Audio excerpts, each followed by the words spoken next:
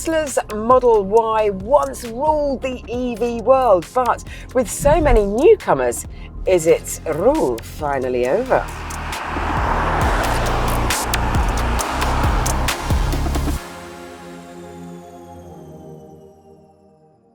Welcome to the Driver Reviews channel. I'm Vicki Butler-Henderson, and today we are looking at the largest of Tesla's two road cars. It is the Model Y. It's had a midlife revamp, so there are some styling changes and more miles, up to 390 miles with the long-range rear-wheel drive version. There are four models in all. This is the entry-level rear-wheel drive. It costs around £45,000, and then there is the top-notch Performance, which costs about £62,000. It is based on the smaller Model 3, but of course it is taller, so giving more space for the occupants. It's also a little bit longer than the car it replaces. It might look a bit like a Diplodocus, but it is fractionally more aerodynamic than before, and that slipperiness helps with those extra miles. It now shares more of a similarity at the front to the Tesla Cybertruck with its sharp nose and light bar. But it's still not dynamic enough for you to stop and stare in awe if you saw it in the car park, despite it looking its best when you're close to it. What do you think of its new looks? Let us know in the comments section. There's a new bumper to help parking, and if you lift the nose, the 116-litre storage space now has a drain plug for wellies and wet gear. This is a feature the Mustang Mach-E has had for a while, and if you want to see our review of the GT version of that electric car, then click on the link. The roof is more a work of glass art, and it is one of the biggest panoramic roofs in any car, tapering off to a small rear screen and a revised rear end. There's now a 1.6 metre long light bar that shines onto bodywork rather than blasting straight out at the car behind. The spoiler and diffuser are newly designed too, and with an optional £1,000 tow bar, it could pull a respectable for the class 1,600 kilograms, but I've yet to see a Tesla towing. You can open the boot as you stand nearby, and there is plenty of room in here. Fold the parcel shelf away in an origami fashion, and there's 854 litres of space with a maximum of just over 2,000 litres with the back seats folded.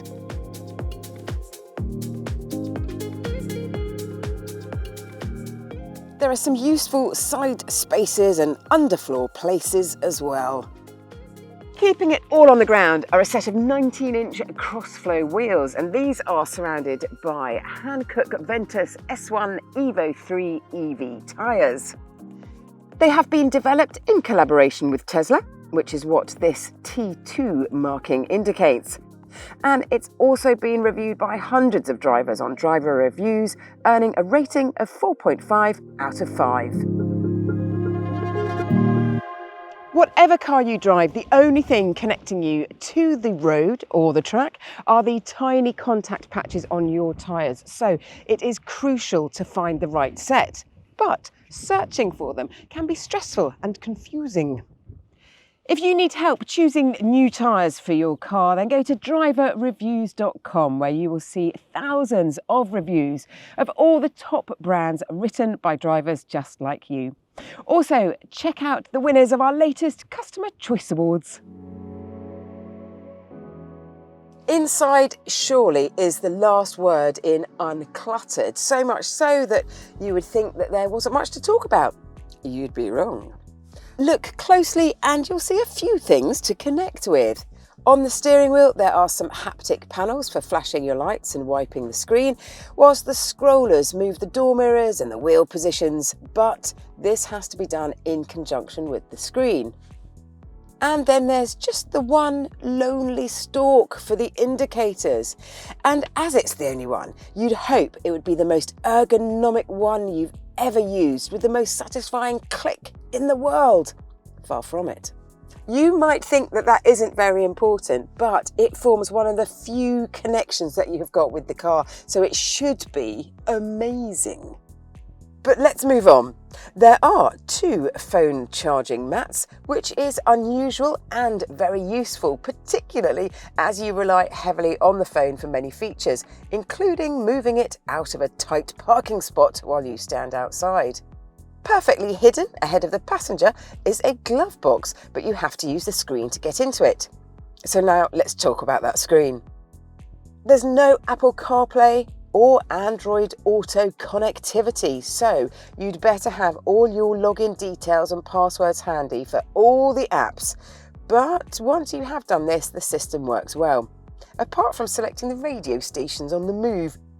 This car boasts a connectivity boost over its predecessor, so you have faster downloads, faster Wi-Fi and a better range, and over-the-air updates continue adding new features. And if you actually want to drive somewhere, then the screen is called upon as well. But you don't have to use that, because you could use this. Blue sky thinking at its best. Back to the screen. And when it comes to selecting reverse, you slide down.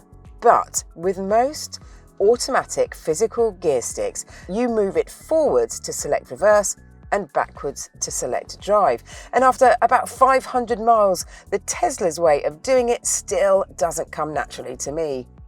Then there's the new storage arrangement. Wonderfully big, but they are so big that most things will get lost or roll around in there, which forces you to buy aftermarket shelves to make them more usable.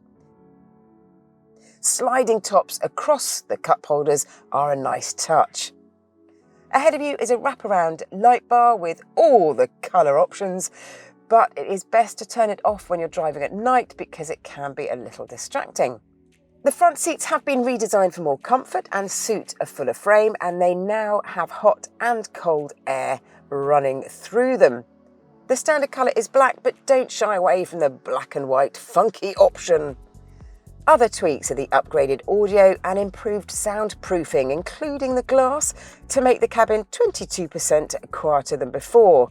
And once that door's closed, you do feel suitably insulated and isolated.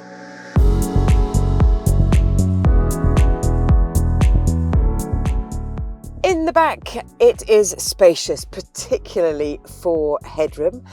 You can get 3 across the back here or 2 in more comfort, and these outer seats can be heated and also electrically reclined. There are a couple of USB charging points and a useful screen which you can play games on or watch YouTube.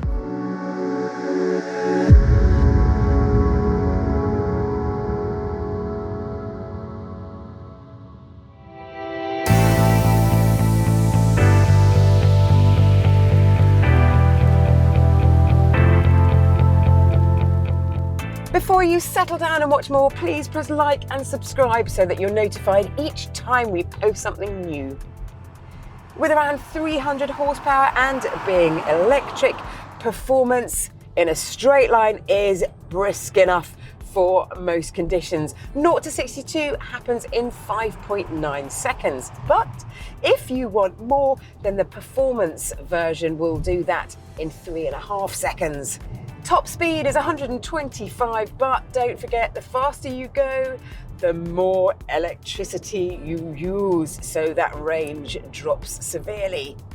The regenerative braking system has been updated, and it is commendably smooth when you take your foot off the throttle. Now, that is in reduced deceleration mode. When you pop it into standard mode, then it becomes a bit more aggressive. It will bring you to a total stop though, so it makes it like a one pedal braking system. I prefer mine just, a little bit more gentle. This car's handling is at its peak through a series of sweeping long bends or on the motorway. But as soon as you start doing tighter turns, then the car's rhythm gets upset, primarily because of the overly sharp steering. And that doesn't matter whichever steering weight you've got. So you can get it lightweight, standard weight, or heavyweight. And these actually work really quickly and really well. I like mine in its heaviest setting, but it doesn't matter which you choose, the steering is quite sharp. It's also a little stiffer than before, with redesigned suspension geometry and damping tech from the Model 3, but it's still on the brittle side over potholes and the like around town. There is absolutely nothing ahead of me. There's no dial, there's no head-up display, just the road, which is lovely. But I quite like to know what speed I'm going, for example, and then I have to look left. Everything I need is here in this screen, and I think that is a massive annoyance. One of the big reasons people buy Teslas is because of the impressive supercharging network. Together with the car's trip planner, you will be saved faffing around with maps, apps, and perhaps most importantly, your time, because the car will sort it all out for you. It'll work out where you need to stop, when, if there's a charger free, and also it will smoothly divert you to another charging destination if something unexpected happens. It does take the stress out of planning a longish journey. Filling this car up at a supercharging station is as easy as going to a normal petrol station, but it just takes a bit longer. There's no messing around with a credit card, an app, or a code. You just pull up, plug in, charge, unplug, and go. You are billed at the end of the month, or however you have set up your payment system when you bought the car. It is really simple. It's also a little bit cheaper than other public chargers by about 30 to 40%. So a complete charge of this car will cost you around 30 to 40 pounds on a supercharger. However, other cars are now allowed to charge at Tesla stations, which has ruffled the feathers of a few who preferred to be in an exclusive club. The range for this car is the lowest of all the Model Ys. It is 311 miles. If you've got 15 minutes to spare and you're running a little low, you can add 150 miles to the tank, which used to be good until Mercedes-Benz launched its latest CLA, which can add 200 miles in 10 minutes. Woohoo! At last, the electric pit stop race is on.